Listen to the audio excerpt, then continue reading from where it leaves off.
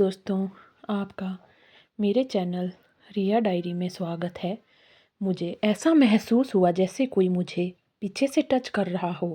जब पीछे मुड़कर देखा तो वो मेरा दामाद। मेरा नाम अंजलि है, मेरी उम्र 38 वर्ष है। मैं देखने में बहुत ही सुंदर हूँ। मेरा रंग गोरा, काले घने लंबे बाल हैं, हिरनी जैसी बड़ी बड़ी आंखें हैं। कोई एक नज़र देख ले तो मेरा दीवाना हो जाए।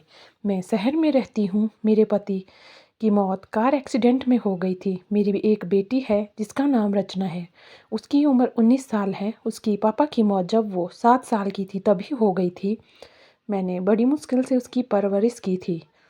इस भरे समाज में दो अकेली औरतों का अकेले रहना बहुत मुश्किल है। इसलिए मैं अपनी बेटी रचना की शादी के लिए एक लड़का देख रही थी। एक दिन मेरी पड़ोसन ने मुझे एक लड़का बताया जिसका नाम अमन था। वो अकेला ही रहता था। उसके आगे पीछे कोई नहीं था और कमाता भी अच्छा था। मैंने उसको मिलने के लिए बुला लिया। मैंने रचना को अमन के बारे में बता दिया और मैंने रचना को कहा, तुम उसको मिल लो, अगर पसंद आए तो ही शादी के लिए हाँ कहना। अमन मैंने अगले ही दिन अमन को अपने घर बुला लिया। रचना को अमन पसंद आ गया। उसकी उम्र 27 वर्ष थी। वो देखने में बहुत ही हैंडसम था। मैंने उन दोनों की शादी 1 महीने के अंदर ही करवा दी। अमन के घर में कोई नहीं था। मैंने उसको घर जमाई बना के अपने घर में ही रख लिया। मैं शहर में अकेली रहती थी तो मैं नहीं चाहती थी कि मेरी बेटी रचना भी मुझे छोड़कर चली जाए। मैं अपने पति का बिजनेस संभालती थी और मेरी बेटी रचना पटवारी थी। शादी के बाद मेरी बेटी अपने पति अमन के साथ बहुत खुश थी। जब मैं ऑफिस का काम करके घर आती थी तो मेरी बेटी और दामाद भी अपना अपना काम ख़त्म करके घर आ जाते थे। हम तीनों बहुत खुश रहते थे। अब मेरा घर भरा भरा लगता था।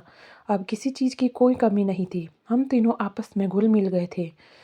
अमन मेरा दामाद मेरी हर बात मानता था। कभी कभी वो मुझे अपनी बाइक पर ऑफिस छोड़ देता था और कभी कभी शाम को लेने भी आ जाता था। शॉपिंग पर भी हम तीनों इकट्ठा ही जाते थे और डिनर भी बाहर ही साथ में करते थे। हम साथ में बहुत मौज मस्ती करते थे। एक दिन मुझे अचानक से फ़ोन आया कि मेरी बहन की तबीयत बहुत ख़राब है। मैं उन्हें देखने के लिए गांव जाना चाहती थी। ये बात मैंने रचना और अमन को बताई तो रचना ने मुझे बोला कि माँ, मुझे तो ऑफिस में बहुत काम है तो मुझे छुट्टी नहीं मिलेगी। आप अपने साथ अमन को ले जाओ।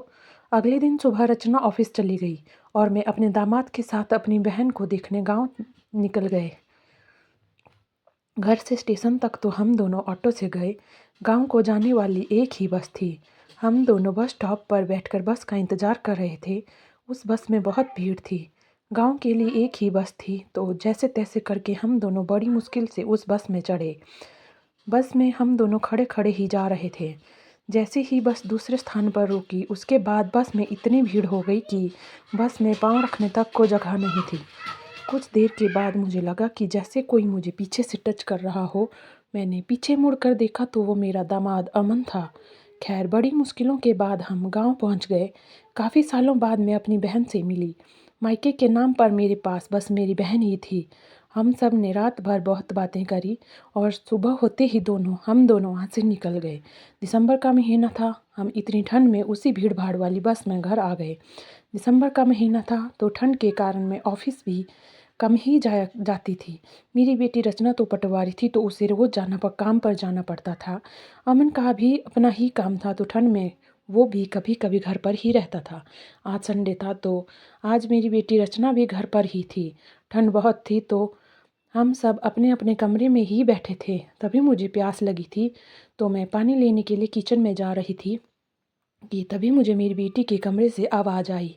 मैं वहाँ रुकी तो मैंने देखा कि अमन मेरी बेटी से किसी पेपर्स पर साइन करवा रहा था। मेरी बेटी ने उसे कहा कि अभी मैं बहुत बिजी हूँ, मैं बाद में पेपर पढ़ के साइन कर दूँगी। तभी अमन उसको कहता है, क्या तुमको मेरे ऊपर इतना भी भरोसा नहीं है? तभी रचना अमन से कहती है, ऐसी बात नहीं है, और बिना देखे ही पेपर पर साइन कर देती है। मैंने कुछ नहीं बोला और चुपचाप किचन से अपने लिए पानी लिया और अपने कमरे में चली गई। टीवी देखने लगी। अगली सुबह बहुत ठंड भी थी और बारिश भी हो रही थी।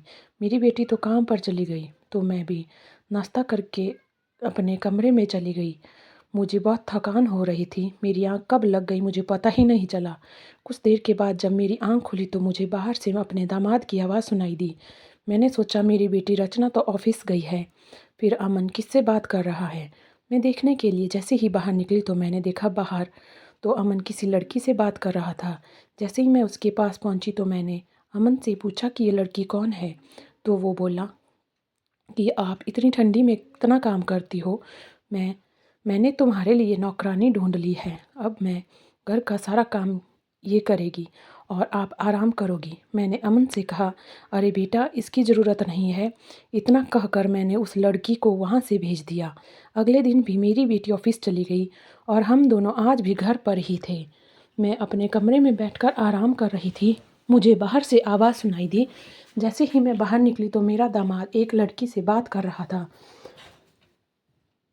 जैसे ही मैं उसके पास पहुंची तो मैंने उस लड़की के हाथ में कुछ कागज़ देखे। अमन मुझे देखकर वहां से भाग गया, पर उस लड़की को मैंने पकड़ लिया। उस लड़की के हाथ में हमारी प्रॉपर्टी के पेपर्स थे। मैंने जल्दी से अपनी बेटी रचना को फ़ोन करके बुला लिया और अमन की सारी सच्चाई बता दी। रचना ने पुलिस को फ़ोन किया और उस लड़की को पुलिस के हवाले कर दिया। तभी उसने बोला कि वो अमन की गर्लफ्रेंड है और रचना से शादी सिर्फ उसके पैसों के लिए की थी। ये सारा उन दोनों का प्लान था। उसने ये भी बताया कि अमन बहुत ही जल्दी रचना को डाइवोर्स देके मेरे साथ शादी करने वाला था। ये बातें सुनकर हम दोनों बहुत दुखी हुए। हम दोनों पुलिस स्टेशन से घर आ गए। उस लड़की को जेल हो गई। अमन बहुत दिनों तक नहीं पकड़ा गया। एक दिन रचना मुझसे कहती है कि माँ, इसमें उस लड़की की कोई गलती नहीं है। जो असली गुनहगार था वो तो भाग गया है। हम दोनों पुलिस स्टेशन गए और उस लड़की को भी रिहा करवा दिया। हमने अपने केस वापस ले लिया। वो लड़की पूरा 1 महीना जेल में ही रही, पर अमन उससे मिलने तक एक बार भी नहीं आया। दोस्तों, इस कहानी से हमें यह शिक्षा मिलती है कि आप किसी पर भी आंख बंद करके विश्वास ना करें। धन्यवाद। अगर आपको कहानी पसंद आई हो तो वीडियो को लाइक करें, शेयर करें और कमेंट करके बताएं कि कहानी कैसी लगी।